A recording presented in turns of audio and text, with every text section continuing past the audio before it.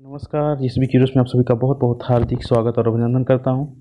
साथियों, इस वीडियो को बनाने का उद्देश्य, जैसा कि आप स्क्रीन पर लिखा हुआ देख पा रहे होंगे, चिकित्सा प्रतिपूर्ति में जब आप चिकित्सा प्रतिपूर्ति, कोई पेंशनर हैं जो पेंशन पा रहे हैं या वो कर्मचारी भी हो सकते हैं, वो इलाज कराते हैं। इलाज कराने के उपरांत तो संबंधित विभाग से चिकित्सा प्रतिपूर्ति अनुमन्य होती है, उनको उसकी पूर्ति की जाती है। तो ऐसी स्थिति में होता क्या है कि यदि आप स्वयं का इलाज करवाए हैं तो आपको किसी शपथ पत्र की या स्टाम्प पेपर की आवश्यकता नहीं है। लेकिन यदि आप अपने किसी परिजन का, बेटे का, ठीक है, बेटे का करवाए हैं, बेटी का करवाए हैं, या माता पिता का करवाए हैं, या पत्नी का करवाए हैं, यानी आप अपने आश्रित में से किसी का यदि करवाए हैं इलाज, तो उसके लिए शपथ पत्र आवश्यक होता है और स्टाम्प पेपर, ये एफिडेविट आवश्यक होता है। ठीक है, एफिडेविट की क्या संरचना है, क्या प्रारूप है, उसको मैं बताने का इसमें प्रावधान किया हूँ। आइए उसको डिटेल में देखते हैं, क्योंकि ये स्टाम्प पेपर बनवाने जाते हैं तो काफ़ी कन्फ्यूजन रहता है कि कौन सा स्टाम्प पेपर लगाया जाए। ठीक, ध्यान रहे कि आप यदि स्वयं का इलाज करवाएं तो स्टाम्प पेपर की नहीं आवश्यकता है। लेकिन यदि आप अपने आश्रित में से किसी का, जो आपके हेल्थ कार्ड में अंकित है नाम, उनमें आश्रितों का, उनका अगर इलाज आप करवाए हैं तो स्टाम्प पेपर उनको संबोधित करते हुए आपको बनवाना पड़ेगा। आपने कितना खर्चा किया, किस अस्पताल में आपने इलाज करवाया और कितने रुपए का खर्चा हुआ है, सब चीज़ें आपको वहाँ पे दिखानी पड़ती हैं। तो आइए देखते हैं।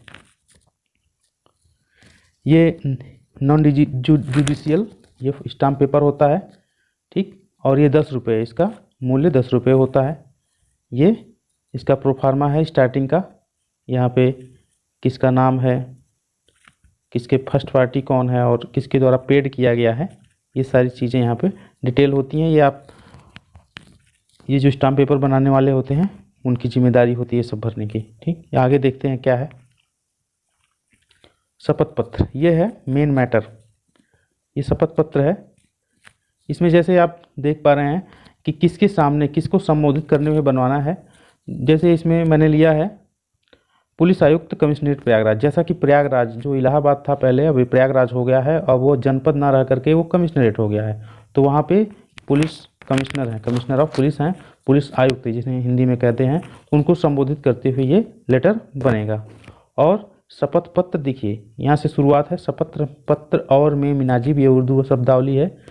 इसमें जो कर्मचारी रहेंगे या पेंशनर रहेंगे वो अपना नाम भरेंगे। जैसे उदाहरण में संजय मैं भर दे रहा हूँ।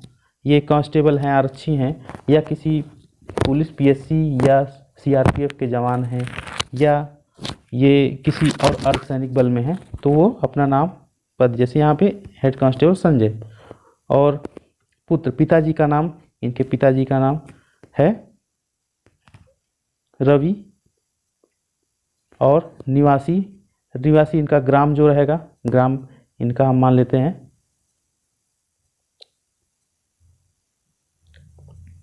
दरियाबाद। ठीक है, पोस्ट इनका जो है, पोस्ट भी दरियाबाद। ठीक, थाना इनका मान लें, यदि कोई है इनका थाना यहाँ पे नाम लिखा जाएगा, और जिस जनपद के निवासी हैं जनपद यहाँ लिखा जाएगा। उत्तर प्रदेश तो है ही, और यहाँ पे पिन कोड दर्शाया जाएगा। हाल पता पुलिस लाइंस कमिश्नरेट प्रयागराज में मुख्य आरक्षी के पद पर कार्यरत हूँ। मैं शपथकर्ता उपरोक्त बहलफ निम्नलिखित बयान करता हूँ, यानी मैं ये बिल्कुल कसम खा करके मैं बयान करता हूँ, कहता हूँ। इसमें पहला बिंदु है, यदि मेरा उपरोक्त नाम पता सब, यह कि पहला बिंदु है यह कि मेरा नाम पता उपरोक्त सब सही सत्य व सही है। दूसरा बिंदु क्या है, दूसरा बिंदु है यह कि मैं शपथ पूर्वक कहता हूँ कि मेरी पत्नी, ये जैसे अपनी पत्नी का इलाज करवाएं तो पत्नी का नाम इनके साक्षी है, तो साक्षी का उपचार, ये किस अस्पताल में करवाए हैं, मान लीजिए करवाए हैं ये जीवन ज्योति अस्पताल, ये इसका पता मुंडेरा प्रयागराज। दिनांक कब से कब तक करवाए, इन्होंने करवाया 11 नवंबर 2023 से ये इलाज करवाए हैं, 2/12/23 तक करवाए। ठीक है, डॉक्टर खुशबू सिंह के द्वारा हुआ है। तीसरा है यह कि शपथकर्ता की पत्नी के इलाज में जो मूल्य खर्च हुआ है, मान लीजिए इनका 14,000 रुपये खर्च हुए। ये यहाँ पे हिंदी में अंकित रहेगा 14,000। ओके, इसके आगे है उक्त के संबंध में समझ पर्चियों द्वारा जो अस्पताल द्वारा जारी किए गए हैं यह वह साथ में संलग्न है, जो कि आप जब भरते हैं चिकित्सा प्रतिपूर्ति ओरिजिनल उसकी जो बिल रहती है उसी बिल की पर्चे की बात वो कर रहे हैं। तीसरा बिंदु यह कि मैं इस चौथा बिंदु होना चाहिए यह कि मैं शपथ पूर्वक कहता हूं कि उक्त उपचार की धनराशि का किसी भी सरकारी संस्था बीमा आदि में आवेदन नहीं किया है और ना कोई धनराशि प्राप्त की। यानी ये इसका कहने का तात्पर्य है कि जो आप दावा कर रहे हैं ये स्टाम्प के माध्यम से आप शपथ ले रहे हैं, उस धनराशि का आपने कहीं से और प्राप्त नहीं किया है। ठीक, ये एक ही बार पहली बार ही आपने यहाँ पे आवेदन कर रहे हैं, दावा प्रस्तुत कर रहे हैं। पांचवा है यह कि मेरी पत्नी श्रीमती, इनकी पत्नी का नाम साक्षी, ठीक, साक्षी किसी भी सरकारी व गैर सरकारी सेवा में नहीं है, पूर्णतः मेरे ऊपर आश्रित हैं, जिनकी दवा खर्चा मैं ही करता हूं तथा उक्त उपचार के बिल प्रतिलिपि साथ में संलग्न है। फिर अगला बिंदु है यह कि मैं शपथ पूर्वक बयान करता हूं कि शपथ पत्र देने में सक्षम यह कि न्यायहित में आवश्यक है कि शपथकर्ता का जो भी इलाज में खर्च हुआ है उसे शपथकर्ता को भुगतान किया जाना न्यायहित होगा। ओके, इतना ये सारी चीज़ें हैं। ये एक प्रारूप है। यदि आपको प्रारूप नहीं मिलता है तो इसकी मदद से आप जो है अपना स्टाम्प बनवा सकते हैं। और ये सर आप याद रखें कि आप स्वयं का इलाज करा रहे हैं तो इसकी कोई आवश्यकता नहीं, लेकिन आप यदि अपने आश्रितों का इलाज करवाते हैं तो इस जो है स्टाम्प पेपर की, इस एफिडेविट की ज़रूरत होती है।